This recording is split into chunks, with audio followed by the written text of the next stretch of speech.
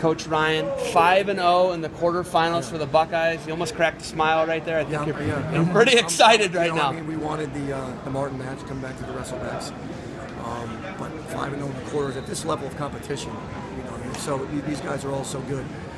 To go 5-0 is a testament to this team. I mean, all year long, this has been a group that said we're going to find a way to get it done. If someone would have told me we'd have 5 in the semis and Hunter Stever wasn't going to be one of them at the start of the season,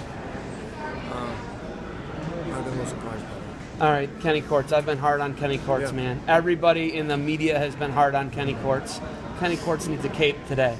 Comes from behind a match. I think normally he loses, coach, if it's midseason. So we trust Kenny. We believe in Kenny. So we adjusted his training a little bit. We did some things differently. We communicated with him more. You talk to his family. You talk to his dad who coached him. And the bottom line is that getting people ready. Some, like Snyder, can do 2 or 3 days every day, like a Nathan and a Kyle and a Bo, and some can't. So we did some things differently. We believed in him. We got his buy-in, and he's really good. When he wrestles, he's really good. To come back the way he did there, early on, I was worried. You know, and then after that first period, 4 minutes to go, he really stepped up. Really couldn't be more proud.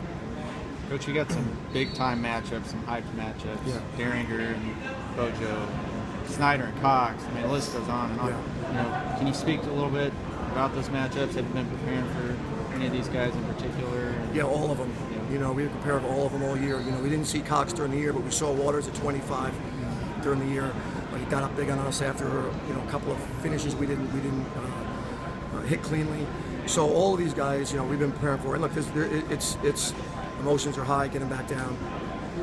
Get yourself calm until this evening. Because we got to win. We got to win more. Iowa's got lots of guys in the semis as well, and they're in some good spots. So we got to be ready tonight. This thing is far from over. The guys you've lost, losing Tavenel in a crazy match at the end of the session last night, winning with 6 seconds left, gets reversed. You know, losing him, losing Josh, losing those guys. What do you say to those guys? Josh is done, and Tavenel's a guy who can still contribute to your program. What do you say to those guys? I mean, those are tough losses. I mean, Josh has to get his leg up in the air to move into the quarterfinals to 30 seconds. He's got the leg in the air. If he scores it, he moves on, and he's in the quarterfinals tonight. Tav was that all year. I mean, Tav had a serious injury to his leg in the Penn State duel that there was a chance he wasn't going to come back this year. So you see in the close matches, you see the hours of training that are needed just to make up the 1 point, just to have that energy. I mean, with 10 seconds to go, he takes him down, you keep him down, you win the match.